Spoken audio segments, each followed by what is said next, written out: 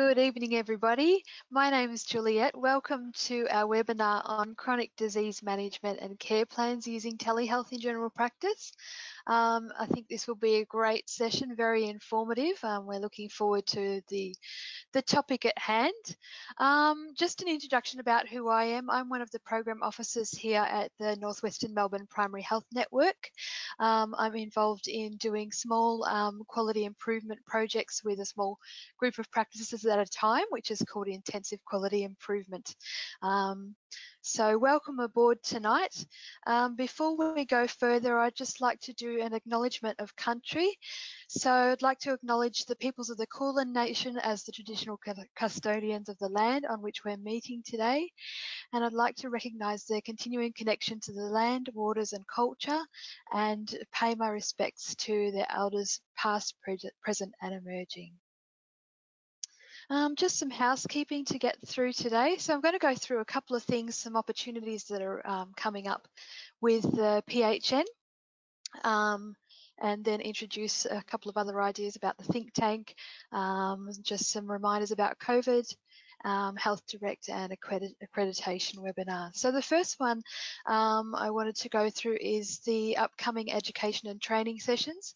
We have been running oodles of webinars lately, and they've all been really well received and really interesting topics. So coming up, there's several on NDIS and mental health. There's some on HIV case discussion, or one of those, electronic prescribing update for GPs, and also one for pharmacists, and also one on hearing loss and cognitive impairment. So if any of those are of interest to you, you can jump onto our website to find all of the links to register.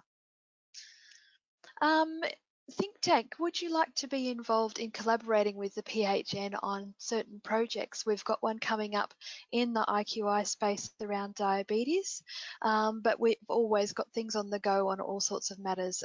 Family violence is also one that's coming up. There's a lot happening in the mental health space, all sorts of things. So if you have a particular area of interest and would like to collaborate with us, we would love to hear from you. Please just let your relationship manager know. And we would be happy to have you on board. Okay, regarding COVID-19, if you've been on any of our webinars recently, you're probably really familiar with this stuff anyway.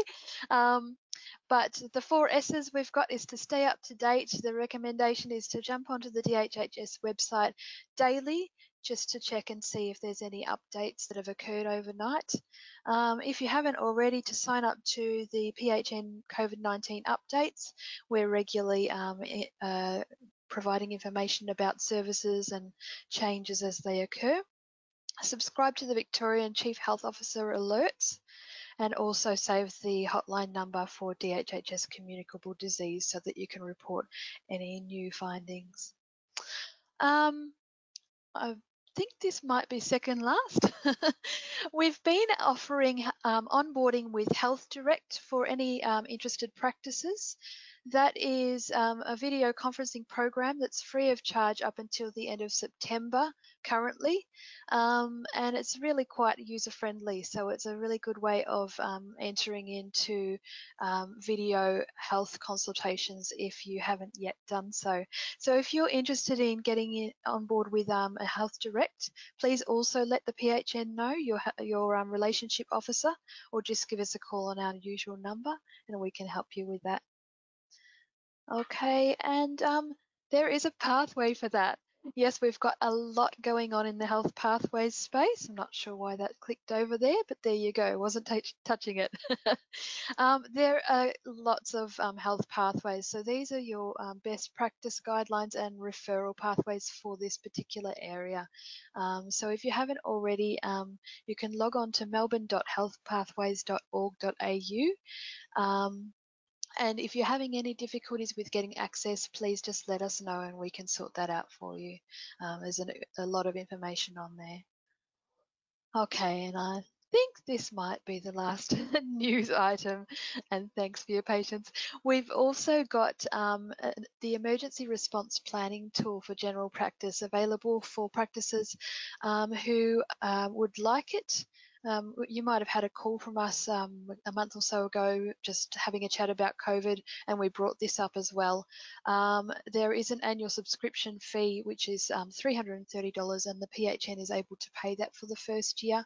So if that's something that's of interest to you, that helps with pandemic planning, but also other emergency natural disasters and all sorts of things, data loss, etc. So if that's of interest to you, you can jump onto our website, visit the expressions of interest and tenders page for that. Okay, so that's it from me. Thank you for listening. I'm now going to hand over to Magali de Castro, our speaker. Magali has been working in general practice for the past 13 years. She's the CEO and founder of GPS Nursing and has been providing training support and quality improvement services to GPs and practice nurses since 2009. Magali has extensive experience in working with the former general practice networks and divisions and is currently the clinical director at HotDoc. So those of you who are signed on to HotDoc or get the newsletters, you're hearing from her regularly. Magali is passionate about teaching, and her favourite area is the coordination of health promotion clinics, as well as helping practices make best use of MBS item numbers for chronic disease management. So thank you very much, Magali. Please take it away. Thank you. Thank you for that introduction. Let me just show my screen. All right, hopefully you can all see my screen. Yes, thank you for having me. I'm very excited to present on this topic. This presentation has been adapted. It's, so just in case anyone has seen me already present on chronic disease management and care plans using telehealth, warning you, the information is very much the same. It's telehealth, chronic disease, how do we go about it? So essentially, in terms of what we're going to be talking about today, I want to cover the items for chronic disease management under the telehealth initiative, or essentially the telehealth format. I'm going to talk about some of the areas to prioritize when it comes to providing chronic disease via telehealth, which might be a little bit different to when we're running sessions in person at the practice. I'm also going to cover a sample structure of a telehealth care plan or a review, and then also talk a little bit about using a bit of a team approach, so the different role that the nurses will have versus the GPs versus allied health, and how do we promote access to allied health providers during this time. And finally, I'll talk about some of the key resources to make sure that your practice process is running smoothly. Any questions that you have along the way, please type them into the questions tab, and then we can address them at the end. All right, so chronic disease items under telehealth. We've been lucky enough that when the telehealth item numbers were introduced, we actually did over stages. It wasn't all at once, but over stages, we did get access to pretty much all of the chronic disease items that we use for face-to-face care. So these are your equivalents for your GP management plan, so your 721 equivalent, for your team care arrangement, 723, for your contribution to prepare a multidisciplinary care plan from another provider. The other one's contribution for a multidisciplinary care plan for patients who are part of a residential aged care facility. And then our review item 732 as well. Key thing to obviously keep in mind, a lot of you are aware of this, but as you know, we have two separate items. We have the items for a telehealth video conference. So that's when you have a video link as well as obviously audio.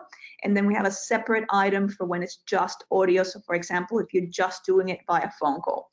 The video is preferred, and it should be the one that is essentially offered first. But if that's not available, or it's not, feasible or practicable because, you don't have the right equipment, or the patients may not have the right equipment, or the internet connection may not be stable enough, meaning that, it's going to cause issues, then obviously you can use the telephone or audio only items.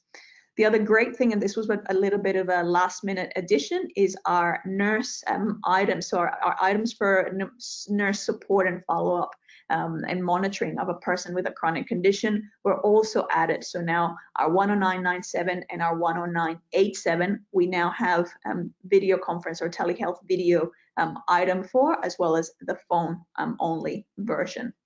So that was a great relief, because it means that then it provides us with a bit of funding to be able to provide some support to those patients who can't or shouldn't be leaving their house wherever possible. So some of the key things to remember when it comes to these item numbers are that these are all GP items, with the exception of the nurse support and monitoring. All the other chronic disease item numbers are GP items. What we mean by that is that nurses can help and assist, but the GP needs to have a direct consultation with the patient on the date that the items are claimed. What this means is you can break it up, so you can have, for example, the initial discussion with the nurse, where the nurse might be going through the actual, either the initial plan preparation or the review discussion, but you should not be billing that item until the GP has actually had the conversation and finalized that plan with the patient, which might be on the same day or it might be on a separate day. Obviously, there's no requirement for a nurse to be involved. So GPs can actually just create these plans themselves and do it all themselves, but it makes a lot of financial sense to make good use of nurses' skill in this area. The other thing is, depending on the clinics, a lot of clinics have either gone to telehealth only, so they've closed their physical doors to the practice. Some are doing a bit of half and half, where the GPs might be doing half of it via telehealth, or they might be working remotely, but half of it is still in person. And some nurses have actually seen their hours cut back, or just even reception staff. So this is actually a great initiative to look at how do we enhance chronic disease items in our practice, because this is, we know, one of the areas that is probably where patients are falling through the cracks. We know that a lot of patients are postponing seeing a GP for routine things or for that ongoing management, because they kind of go, oh, things are a bit strange at the moment with all the COVID stuff happening. Maybe I'll just stay home, and then maybe I'll make contact again once all of this has passed. Obviously, their chronic disease doesn't, it's still there. It still needs managing. It still needs care and interventions and ongoing activity. So yeah, it's important for us to have a more, possibly now more than ever, a really proactive approach where we're recruiting those patients, re-engaging them, be it by recalls and reminders, or a lot of clinics just have the nurses getting on the phone and bringing them back in over telehealth for reviews, or even for new plans or whatever they're due for. Yeah. So the other key thing to remember is, in terms of the billing practices, the requirements for the items continue to be the same. So you should not be claiming any other GP consultation item at the same time. Yeah. So no level A, B, or C, or any equivalents of that at the same time that you're doing a plan or a review. And only the usual GP or the usual GP clinic should be the one putting patients on plans or doing reviews. What that means is either the GP or the clinic that has provided the majority of services over the previous 12 months, or who will be providing the majority of services over the next 12 months. This is decided usually by the patient. So the best way to know is to ask the patient, would you consider us to be your usual GP practice? Even though it can be just the practice, it doesn't necessarily have to be the individual GP. You want to make sure that you have good communication internally, because I have seen the scenario where you have GPs within the same clinic fighting over, how dare you put that patient on a care plan, they're my patient, so making sure that you have very clear processes in place, so that we know who's going to be putting who on plans, who's responsible, who's in charge, and where is the line. Okay. The other key thing to remember, and this is both for chronic disease items, but pretty much for any other item, is that you need to get that patient informed consent as to what this is, what it's for, what the benefits and purpose is.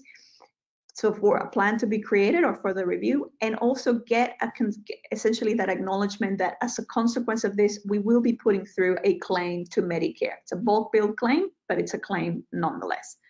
So yes, it shouldn't just be a surprise that go, oh, that was a free service and nothing happened. They should understand that there's going to be a claim made to Medicare on their behalf. So a bit of an overview in terms of how the items work. Our main item is our GP management plan, which I've now given you here. So our face-to-face item is 721. These are video and phone items here that I've put down in on this slide.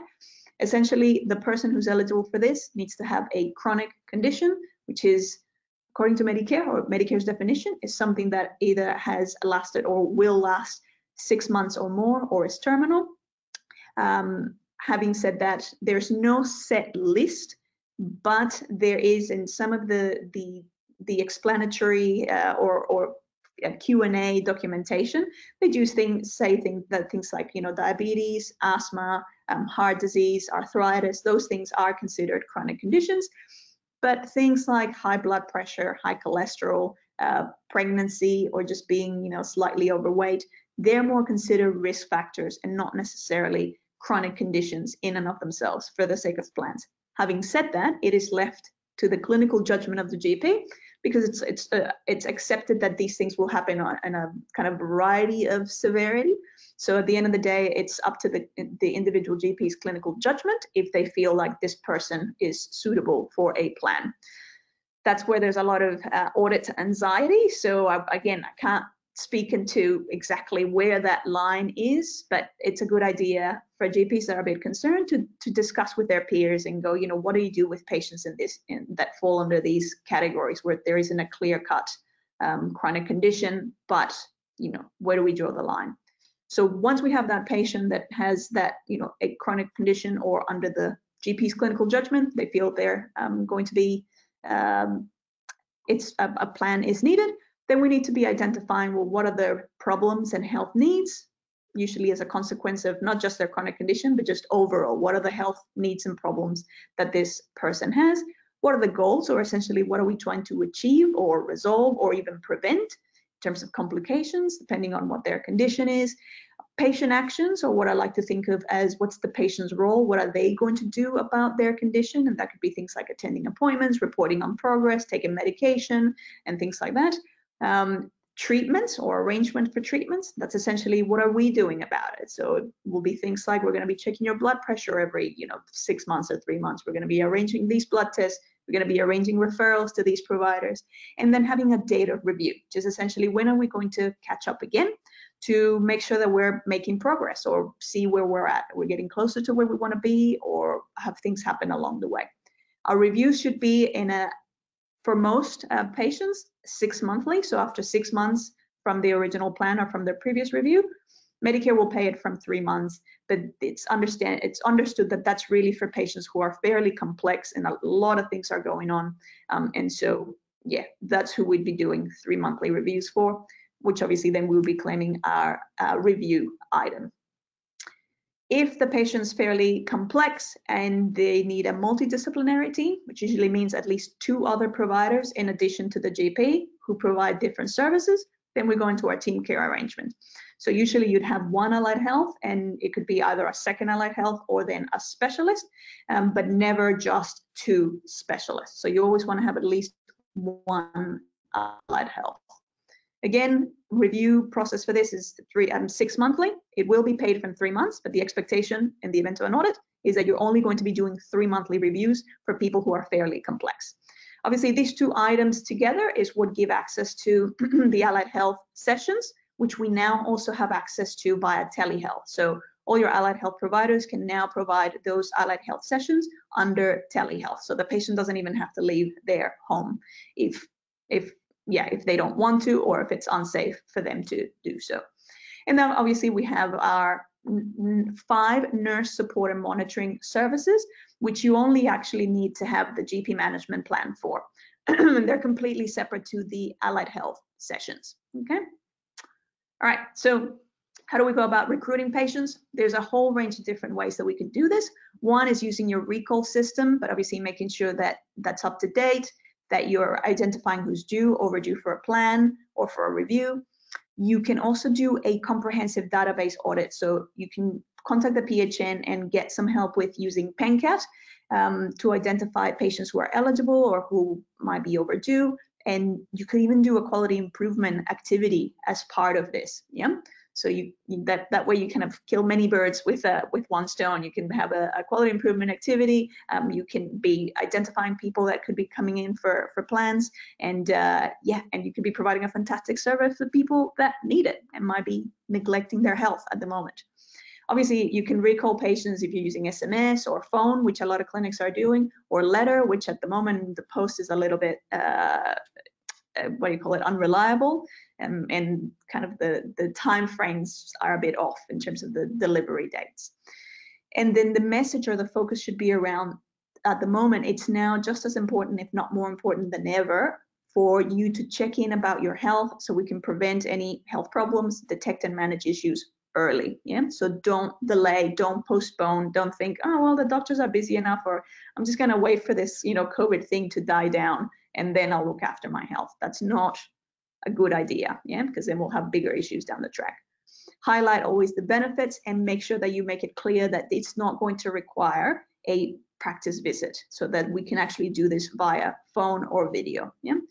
Obviously, you'd be booking your time if you're using the nurses. It sort of ranges between 20 to 45 minutes with the nurse, and then either on the same day or another day, that other consult to finalize things with the GP. And it's not until that GP has that part of the finalization of the plan that's the time when you would bill the item. The only item that you can claim aside of that is obviously the nurse support item. That can be claimed without any sort of GP input. That's just from the nurse consult, but you can only put those in place after that patient has been at least put on a GP management plan. Okay, so what are the different priorities when we're looking at chronic disease management via telehealth versus when it's face-to-face?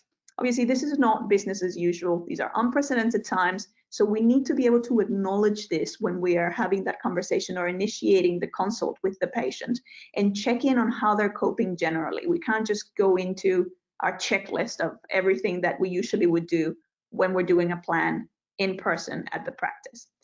It's the most important thing that you could be doing right now is when you're having any of these conversations, be present and listen. You don't want to come across like they're unsure and potentially anxious as well, because this is new for them. You could acknowledge that this is new for you as well, and sort of either make a brief joke about it or just break the ice somehow, so that they realize, oh, actually this is the nurse that I see. It's the same person. Nothing's really changed aside from the fact that we're just doing it via phone or video. So connect with the person.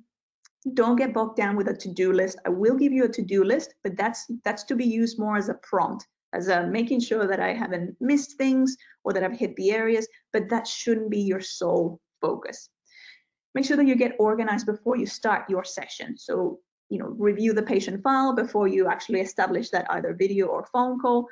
Check on, what were the last issues that they were here for? When did we see them last? Have they already had some telehealth sessions, or is this going to be the first time that they're experiencing this? Check their immunizations. Did they have their flu shot this year? If they haven't, then mark it up and then ask them the question, because maybe they did and they just had it somewhere else. And if they haven't, obviously, if you have it in stock, offer it to them during the discussion of the care plan or the review. Obviously, checking for any other immunizations that they could be due for or that they would benefit from, and also routine pathology, checking that is up to date. We know that, for example, with diabetic patients, there's routine things that we want to stay on top of, for people with heart disease. So when was the last time we did these? Are they out of date? Do we need to get the GP or prompt the GP to order some of these and get the patient to, get them those pathology slips, get them to go and get those tests done, so that we can keep an eye on how they're tracking along.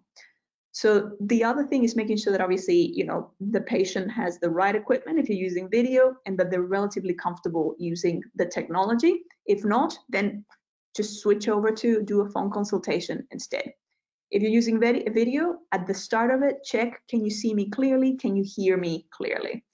If you're doing phone, again, just making sure that can they hear you clearly. Always check your 3 points of identity at the start.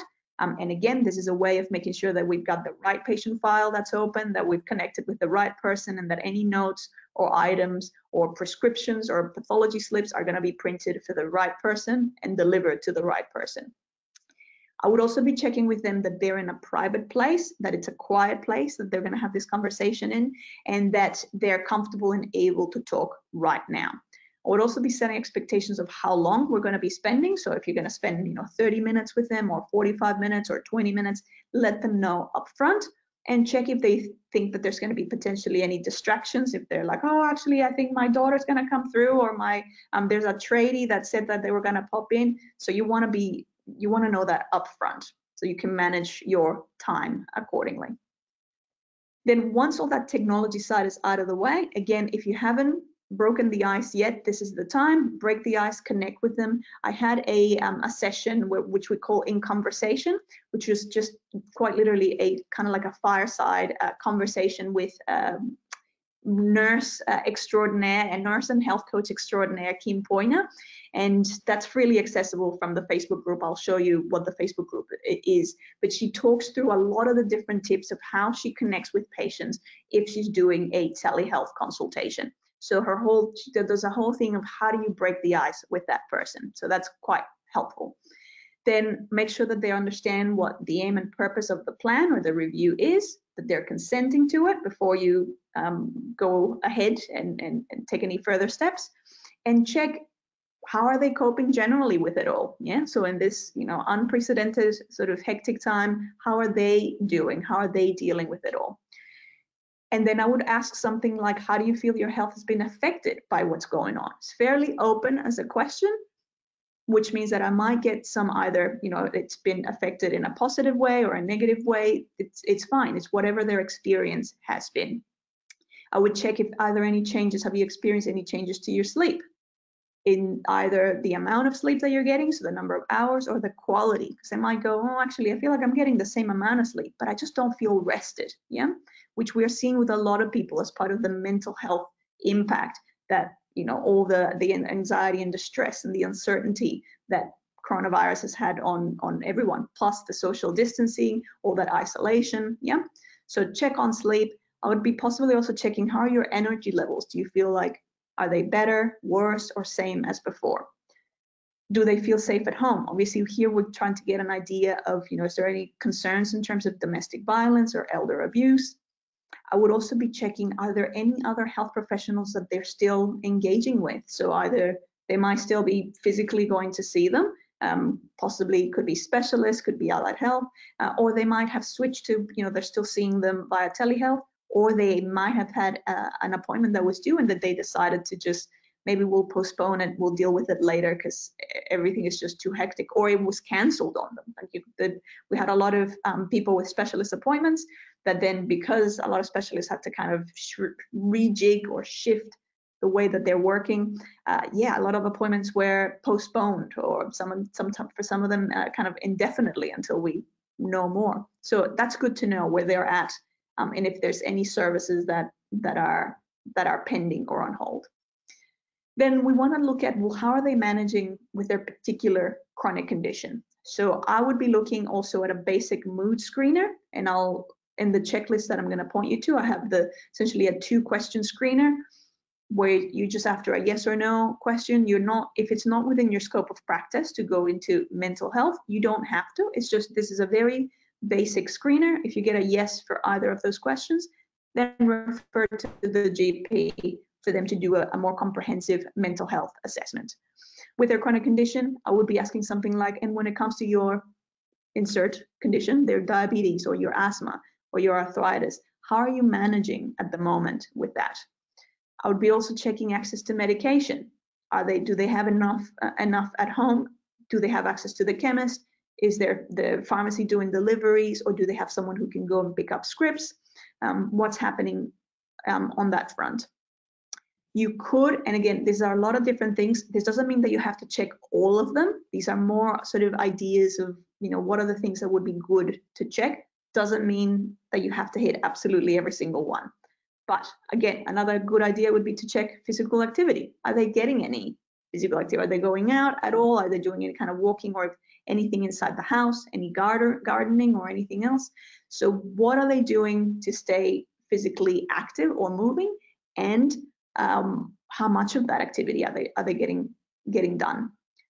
With nutrition, we know a lot of people's nutrition has sort of kind of plummeted at the moment in terms of the quality of that nutrition. So check, what are the kind of things that they're eating at the moment, making sure that there's no tone of judgment of, are you being naughty, or nothing like that. Because what's going to happen, they're going to want to try and kind of tell us what they think we want to hear, which is not as helpful for us. We actually want to know what's really truly happening. So, what's been happening in terms of your diet at the moment? Do you have access to grocery shopping, or can someone assist with that? Is the food that they're eating, healthy, nutritious? What's happening there? Remembering that there's the opportunity to refer to dietitians. A lot of dietitians are offering services via telehealth. So it's potentially a pretty good time for that. In terms of alcohol consumption, check on the number of drinks, frequency, and is this more, less, or the same as usual? We know that for a lot of people, alcohol consumption during quarantine has skyrocketed. So again, we want to make sure that we're not using any kind of judgmental tones about the way that we're asking this. It's just very, we're just wanting to get an idea of where they're at right now. Same with smoking. Even with people that have quit in the past, we want to kind of ask that question openly, because for some people, the stress of the pandemic has made them pick up smoking again, or take on other kind of unhealthy habits. Again, no judgment. This is just, the more we know where we're at, then the better we're able to put things in place or support them where they want or where they need. The other thing that would be important to check is, are there any new or concerning symptoms or red flags? So one way of asking this is, have you experienced any new symptoms or anything that's worried or concerned you, or that concerned anyone that you live with, or anyone that you see on a regular basis? Because sometimes it might be a spouse or a friend or a relative or someone else that's like, oh, is that normal? I'm not sure. This seems like it's shifted. So check, because again, that could be a red flag of something bigger that we need to get the GP to explore and assess. If you feel like they're in a good space, you could consider doing a little bit of health coaching or a bit of goal setting. A very easy way of doing this would be, okay, what would you feel is one thing that you could start doing from today or tomorrow that would help your health during this time? So in that conversation that I was mentioning with Kim, she suggests wording it as, what is 1% more that you could be doing? Yeah, so it doesn't have to be a drastic change. It's not a complete overhaul of their entire diet, or full quitting any unhealthy behaviors. Is what do they feel is like, what's one thing that you can do that's just going to make your health even just 1% better? Yeah. And then whatever they suggest or they say, then you would be checking for self-efficacy, which is essentially how confident are they in their ability to stick to that or to be able to follow through with that.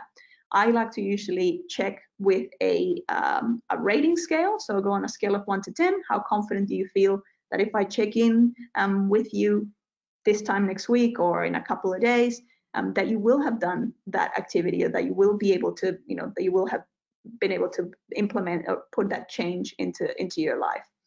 So if they go, a 5, then we know that that's probably not going to be a very realistic, or they're not likely to stick with that. We want to get at least a rating of a 7 or above. If they're giving you a rating that's too low, then I would be asking, what would make that an 8 or a 9? Yeah. So is it about the frequency? Is it just that it's a bit too ambitious? Can we kind of break it down into a smaller goal? Yeah.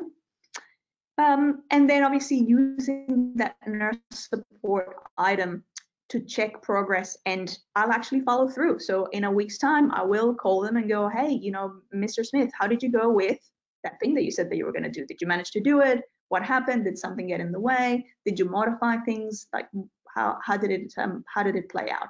Yeah.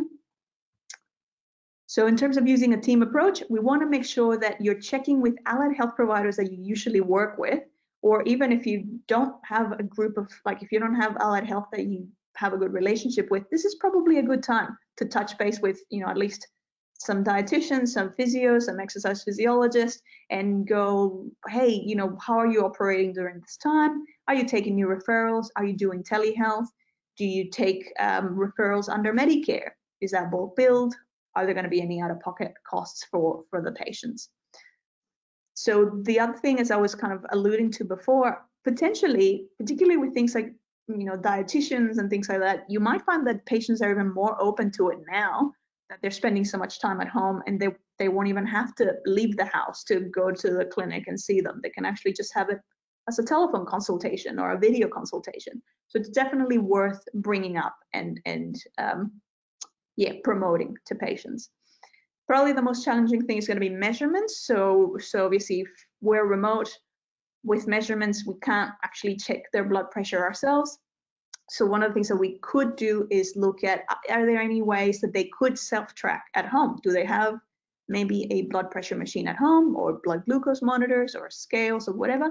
And if not, do they have access to possibly are they going to a pharmacy or the chemist where they could have those things and they could help them track those things? Again, I wouldn't be pushing it unless it's absolutely necessary. But yeah, if it's a real issue, and you know that someone, for example, that has really unstable high blood pressure, then I might be, and we haven't really sort of cited that in quite some time, then I might be promoting either, hey, if you're going into the chemist, try and check in on that, or even supporting them to say, look, if you wanted to come to the practice, we do have a way of keeping you, essentially, we're keeping any patients that have flu-like symptoms either completely away from the practice, so there's no risk of cross-infection there, of catching COVID-19, or if we are seeing them, they're being seen completely separately. So we will be able to kind of protect you, and we've put a lot of things in place. Again, I would only be going for this if it's absolutely necessary. If it's something that we go, look, we're kind of keeping an eye on it, but I'm more worried about all these other areas, then I would just postpone that component of the measurement until we can get them in next time. Then we would be checking, so as I have them, if I'm as the nurse, I would be confirming the session or the follow-up session with the GP to make sure that that plan is finalized and billed, or the same with the review, and either setting up that appointment time, or if it's happening immediately after, just explaining that or confirming that with the patient. I'd be making sure that I set my review date in the software, so add my Recal for this, and explain to them that we'll need to review this in X months time, so in 6 months time or in 3 months time, depending on how complex they are. I would be suggesting an interim follow-up date. So this is my kind of nurse support and monitoring that happens along the way. I'm going to go, hey, I'm going to give you a ring, this time next week to see how you went with this or that. You can always obviously contact us at the practice if you want to chat to me, or if there's any other questions that you have. And then obviously you'll have to liaise with the GP to coordinate and with the patient, any documentation that needs to be printed, signed, and forwarded. So this is going to be things like pathology slips, scripts, or referrals. You still need to offer the patient a copy of the plan. So this could be something that we either send via post, or we can send electronically. This is really depending on the patient's preference. And obviously making sure that the correct item number at the end of it is claimed. So if it was a video consultation, we claim the telehealth video item, but if it was phone, then we claim the phone item for telehealth. So in terms of what are some of the things that we can do for a smoother process, make sure that whoever's doing this, or if it's the nurses or the GPs, and regardless of whether they're doing it from the practice or maybe they're doing it from home or remotely somehow, they need to have adequate access to those patient files. Yeah, so this could be remote access or things like that. Make sure that you have an audit tool, so a PenCat, which is the one that I believe the PHN is supporting, and that you liaise with the PHN, your relationship manager, to make sure that it's installed, that it's running the queries, and also what queries you should be running, depending on what patient group you want to target or focus on first. So you could decide the priority group based on either, do we want to focus on people who could have a new plan and have never had one before, or their plan was done so long ago and we've just been reviewing it for the last 2 years, so we could actually do a new plan. Medicare will pay from 12 months for a new plan, but that's not best practice. The best practice approach would be to review them until necessary, and then usually come in with a new plan at 24 months, usually from the original plan date. So reviews every 6 months in between that.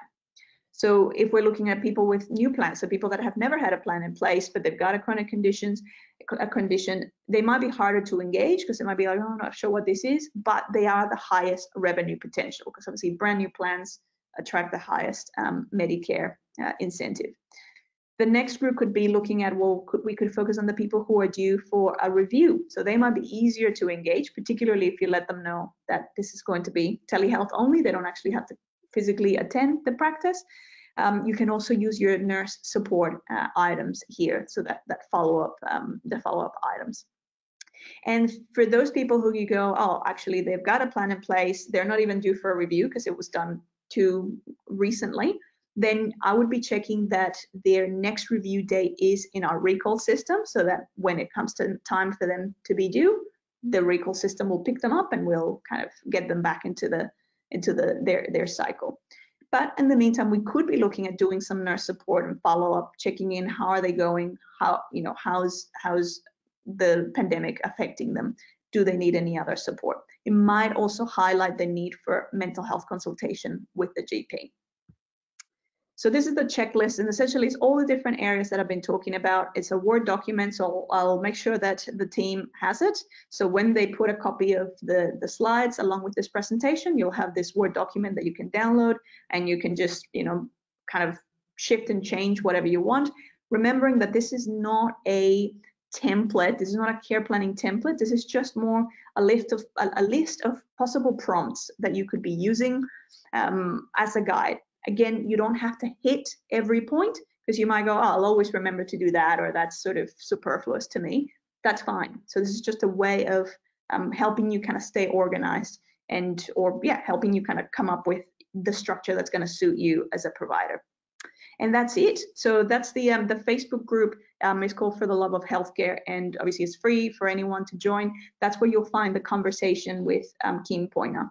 And so I'm happy now to take any questions that might have come through or that you want to type in now. So I think, yes, because I can't see the questions, so I think Juliet will have to facilitate those. Everybody. We've just had one question come through so far. Thank Yeah. you, Magali. That was really interesting. I took a couple of notes myself. Not that I'm doing direct face-to-face care at the moment anyway, but the things that I really liked that you touched on were about the sleep levels, checking on the sleep levels and that being an indicator of potential stress. And the 2-question mood screener. Yeah. I'm not sure if I missed the actual 2 questions. Did you get to share those? Yes, so that one is, let me just put it back here.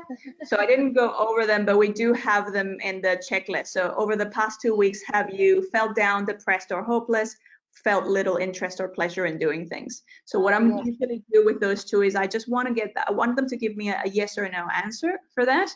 I've had training in mental health, so I usually feel more comfortable delving into that deeper. For particularly for nurses that feel, oh, mental health is really kind of out of my scope. Using something like this, you just essentially after a yes or no, and you say that I only need a yes or no for this, and then obviously we can have a chat to the GP or bring it up with the GP if you want to have a more in-depth conversation. Yeah. Perfect. That's really good. Thank you. And now that you actually bring up the 2 questions, I realize I've been using them for a long time. So there you go. Yes. They're usually built into stuff that we do without. Exactly. Templates. The other things I liked were to check on the access to medication and groceries, and alcohol consumption as well that may have gone up in the time, and to use non-judgmental language. I thought that was really important. And I loved that question that you put in there about self-efficacy, about if I were to ring you in a week's time, how confident are you that you would have adopted that behaviour? I really love that. It's a really straightforward way of asking it. So that was really cool. So there are a couple more questions. That was a good talking segue. Well, we got some more questions. So guys, if you do have questions, you can type them into the chat box, the question box, or if we're coming up to finishing questions and you've got one that you want to hurry in, you can also put up your hand. We'll be looking out for that. So there's a little hand symbol. I don't know if you can see it on your panel, but you can click on that and that will increase or that will show up for us as well, and we'll point it out. So the first question was, I'm just going to scroll back because it's now gone further up my screen. Okay, I can't quite see it, and I'm not sure why. I've lost my ability to just scroll on there. There we go, got it back. Okay, it's from Paul. And he's asking if he's reviewing a team care arrangement with a patient, and during Yeah. that review he discovers that the patient has only engaged with one of the two other health providers included in the original plan. Yeah. Is the patient still eligible for a 732 or telehealth equivalent item number? Yeah, so ideally at the point of us doing our review, we want to make sure that there has been that care with those providers. So if it hasn't, it doesn't mean that you cannot do it, but it does trigger that conversation with the patient to go, okay, why hasn't this happened? In some instances, the reason it hasn't happened is because there was just a really long waiting list. So they're still essentially waiting to get in with that provider. They've just been put on, on a couple of months waiting list or whatever. So as long as there's still the intention to, no, I still want to go see them, I'm still intending to go see them, then that's fine. If they go, oh, well, no, because I only really wanted to, say, for example, see my podiatrist and I had zero interest, then we have to explain to them, okay, so unfortunately, if that's the case, you're not going to be eligible, because as part of the Medicare eligibility, you need to have, you need to be deemed as complex, meaning that you need to have a team.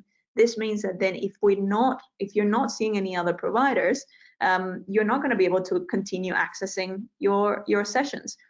What we'll find is for a lot of patients, it's people like a dietitian or an exercise physiologist. So, they're usually great providers that they should be seeing, and most of them would benefit from seeing anyways. So I would be using that as a conversation and then documenting. If the patient goes, I have zero intention of seeing any other providers, then we make it very clear, then ongoing, they're not going to be able to access any more allied health, because they're only going to be essentially eligible for the GPMP by itself and not the team care arrangement. So, but if they go, no, okay, I understand, and yes, okay, no, I do see the value, or I do intend to go see, the other provider, then I would be making a note of that, of, we've booked another appointment, or they're actually going to be booking a follow-up appointment. You don't need to reestablish that that two-way communication with the provider if that's the case. And if it's a new provider, then possibly I don't feel like it would be a requirement to, because you would have already established. We didn't really kind of go over that. That was more of an overview with our item numbers. We do want that two-way agreement. If you've already established that initially, you don't need to re-establish it. Unless if they're changing providers, then it might be good from a justifying that review point. If they haven't seen the second provider, go, okay, discuss with the patient. They're actually wanting to shift it to this different type of provider, and then kind of check that, they're that provider bulk bills, or, they're going to see them for X, Y, or Z. Yeah. Yeah, that'd be my answer. Thank you. And apologies, Paul, I was going to ask if you wanted to ask that question, and I just totally forgot. So we might unmute you for a moment if you want to add anything extra or ask anything further. Just see if that becomes unmuted.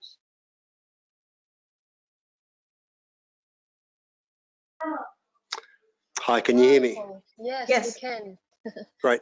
So thanks for that answer. It was along the lines of what I was thinking, but I'm just thinking, once the team care arrangement has been put in place, the initial one, you can't take that back. No, you can't. But as long as so you can document all you like, but the patient can still see their sole provider. And I suppose the only way we could do that is to communicate with the provider saying the team care arrangement is no longer applicable, and it's up to them whether they listen, read your letter or not. Yeah, so I think from an audit point of view from your end, as you said, once it's been put in place and you've met all the requirements at that point, that'll trigger the patient to have access to their 5 sessions. So if they kind of go off and they have those sessions, where you would be again liable from an audit point of view from the GP side, is if you're putting a review in place. So if you have that conversation with the patient and you get the sense that there's actually zero intention of this patient seeing any other providers, then I would be making a note. I would not be reviewing the team care arrangement. You can still review the GP management plan, not reviewing the team care arrangement, but it obviously means that they'll still be able to finish the rest of their sessions, but essentially that's the compromise. They wouldn't get any more. So I wouldn't really be worried about contacting Allied Health going, don't see this patient for anything, because your initial plan will essentially give them access from a Medicare payable point of view for the next 2 years, even if no review is put in place. Obviously, that's not the best practice approach, but yeah, that would sort of be my 2 cents. And as you would be well aware, with anything to do with these items, there's so much room for interpretation, and it's very hard to get a concrete answer from Medicare for a lot of things. So a lot of it is kind of peers and us discussing, what do you find, what seems logical and what seems sort of fair in terms of an approach. Yeah. And sorry, a second question while I've got the unmute button happening. Yeah. So if I've got a patient who, so let's just say they've got a mental health care plan in place, and then I'm doing their chronic disease management plan, and we include their depression or anxiety in that. That makes more sense. What if it's the other way around? What if during the chronic disease management plan you're putting things together, and then you realise actually there's an opportunity here to also do a mental health plan because I've got a can we, I suppose, is that double dipping that we've got 2 plans for similar conditions? So that's an excellent question. And so the answer is, if you've got 2 separate things, so if you've got a mental health condition as well as separate, biomedical conditions, so for example, someone with diabetes who also you identify they're going through, they've got depression or anxiety or something else, there it's perfectly fine to put both, have a mental health plan in place and their GP management plan in place. And it's fine for the GP management plan to address that they also have a mental health condition. What you should not do is, if there's, for example, someone who only has, say, depression, go, oh, great, I'll put them on both, because that is double dipping. Yeah, does that make sense? Yep, that's fine. Yeah. So if you've got both, biomedical and mental health, you can put them on both. But if it's only mental health, then you would really be using, ideally, you could use either. You are allowed to use a GP management plan for anxiety or depression or any mental health condition, but it makes more sense to do a mental health plan. Yeah, so if it's a duplicate plan, it's not a great idea, but if there's differences in the plans, obviously they'd be eligible. Correct. Yeah, correct. Yeah. All right, thank you for your question. Thanks, Paul. Next up, we've got Simon. Simon, are you happy to ask your question on there? Let me just see where you're at.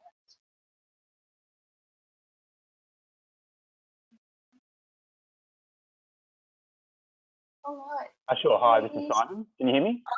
Yes. Yes, we can. Thanks, Magali. My question is for the team care arrangement review. What's the best way for the nurse to be able to coordinate the responses from Allied Health before having the GP chat to and sign off on a 732? Yeah, so the first thing that I would be looking at is, and again, this is something that can happen before they even have the conversation with the patient, is I would be checking, so get the nurse to check the correspondence that's been received for that patient and go, who are the providers that we refer them to? If it was a specialist, it's not as big of an issue because usually the specialists have that ongoing relationship. And so we may or may not have received correspondence in that, 6-month period. But if it's Allied Health and it was kind of triggered as part of that initial plan, I would be checking, have we received any correspondence from them? If we have, great, I can kind of flag that and go, great, that's going to continue or be an ongoing discussion. If I haven't, then I'm going to flag that to discuss with the patient. So once, as the nurse, I'm chatting to the patient, I'll go, I noticed that you haven't seen the dietitian yet, or I haven't received anything from the dietitian. Have you actually been to see them? Because what you'll often find is that they actually have, and it's just that the Allied Health hasn't got around to sending you a report, or something got lost along the way, in which case then it's more a matter of, well, I'll just chase up that Allied Health to go, hey, can you send us a report?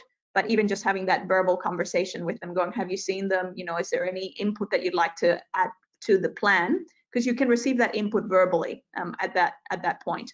It's not really, this is a tricky one, because you really do need to you want to make sure that they are actually seeing these providers or intending to see these providers, meaning they've got an appointment booked or things like that, and that there is some evidence of that two-way communication taking place. Yeah. hopefully that answers your question. Let me know if you still. Excellent. Yeah. Okay. Excellent and logical answer. Thank you very much. No problem. My pleasure. I might just butt in there too for just one moment. One thing that I used to use a lot when I was practice nursing was a little A5, 2 to an A4 page, cut them in half, just a prompt sheet that I would go through the patient's file, looking for their podiatry, their, all of the different things, and just jotting down, also their HbA1c and lipid levels and all those things. I would jot them down so that when I was in the care plan template, I already could see that information. I could comment on whether their HbA1c was improving or declining, all that sort of stuff, because I'd done that sort of pre-work, and having that checklist there was really helpful because it meant I didn't forget stuff. Yeah, completely agree with that. And that just also reminded me, sometimes what you might even find when you're doing that is that you might have been expecting a report from a dietitian, but all of a sudden you get a report back from a chiro. There you go, what is this? So it might actually prompt you to go, oh, there's other providers that they're seeing that we should be including as part of the plan. So it means that, we, even if they didn't see that original one, then let's get the ones that they are seeing as part of the plan. Because then, yeah, we've got our multidisciplinary team and yeah, all is good. Yeah, good stuff. We've got, I think, 2 more questions. I just, again, can't fully see that first one. From Melissa, or it might be more of a comment, but Melissa, did you want to speak to that comment that you've put there? Let's see if you're able to unmute.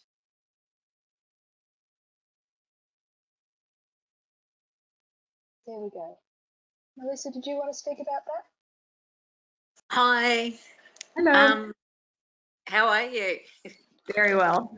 Thank you for joining us. You know who I am, I think, anyway. Yes. Hi. So with the NDIS and patients having care coordinators and things separate from allied health, but still really playing a part, can you still, you have to include them, because we're having trouble with community health versus the NDIS OTs and sometimes, or physios. So we've had a bit of trouble trying to, you don't want to re-refer to someone and put it on the plan, because, 3 months down the track, you find out they've actually got a physio and an OT through somewhere else. Yeah, so you can definitely use the care coordinator themselves as one of the providers. So if you look at the full list, you can use things like probation officers, work cover case officers.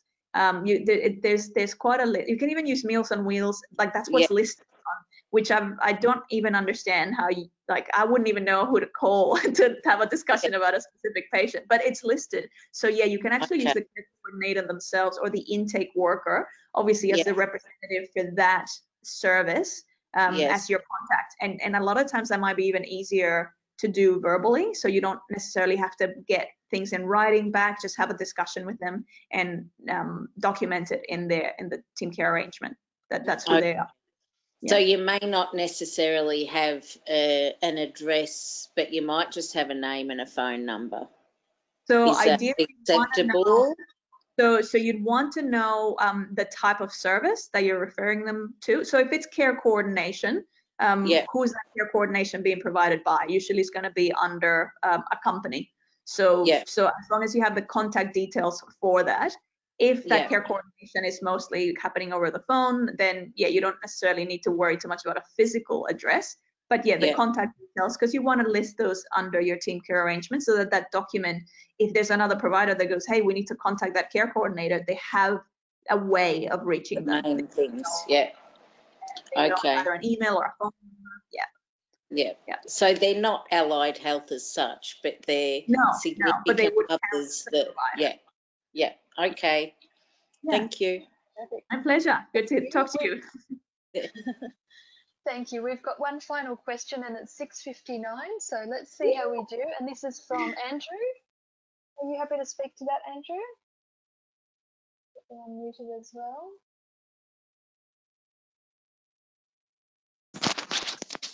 Hello, can you hear me? Yes, we can hear you. Hi. Yeah, cool. Look, I'm a nurse. I work with Simon, who asked an earlier question about the care plan reviews. We have access to lots of the allied health services that are included within that team care arrangement. We have access to notes and correspondence associated with that care. What does Medicare require us to do in order to, I guess, legitimise that team care arrangement review? Yeah. So is access to that, not to those notes, is access to that notes and the documentation within a review that's been reviewed enough? You essentially need to show evidence that there has been two-way communication. So by two-way communication, meaning that they've if they've seen the patient, that there's been a report back to the referring provider. So if you do have access to that and you can see it in your notes, then that would be enough. That would suffice. The issue that you would find is if we've referred, say for example, to a podiatrist and to the dietitian, and it's time of the review and there's no documentation, there's no comments, there's nothing. That's where it would be an issue from the point of audit, because they're going to go, well, where's the two-way communication here? In the event that they're on site, say if they're using a different note system, from the GP side, we can just get verbal input from them and just document that. Go, discussed on whatever date, the progress, they're addressing X, Y, and Z. However, from the allied health side, if they're claiming that to Medicare, they actually have an audit requirement to be providing reports back to us at the GP side. So if it's all in the same, even if it's in the same software, like if you're using the same clinical software, they should still be sending that through so that the GP can review it and go, yep, great, annotate it and leave it kind of filed in there. So from a Medicare point of view, they just want to see that there has been that two-way communication. So essentially, you've initiated the conversation with them, and they go, yep, we've seen them, or we've assessed the information that you've given us, and this is our input in one form or another. Hopefully that makes sense. Let me know if.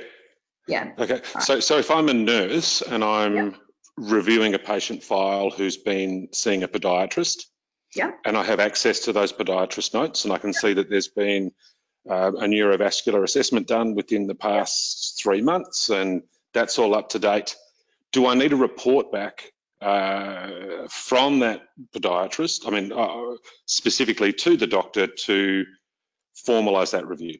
So you don't. So from the general practice side, we just need to know that there's been some input from the providers, that we know what's kind of happening. But what you would be doing as part of your review is you'd be highlighting, just that exactly what you've done. Reviewed correspondence. We've seen that they've been seen for X, Y, Z.